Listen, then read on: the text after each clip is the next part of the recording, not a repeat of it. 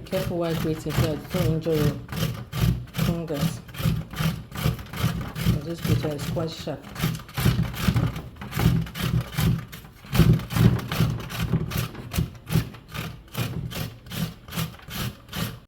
So for our coconut candy, we have our grated coconuts here. This is granulated sugar. You can also use honey for this, or dates. And this is water. So next I'm going to light my stove, place my frying pan. We can also use a pot for this. So after heating up the water a little, I'm going to add my granulated sugar.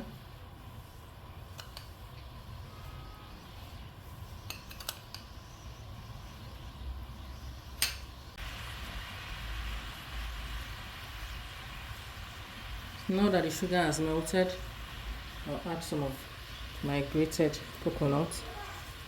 So I'm going to do it in 2 batches, rather toast it in 2 batches.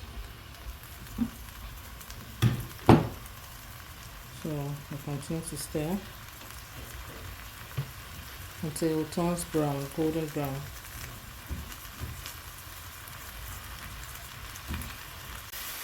The reason why you need to continuously stir on it is for it not to burn out.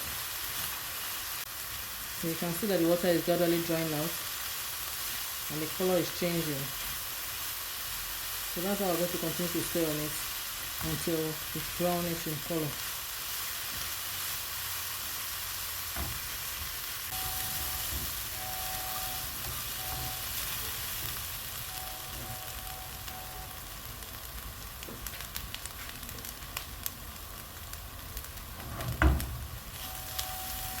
At this point, I'm going to turn down the heat. So now that it's ready, I'm going to transfer it to my tray and spread it out to cool off.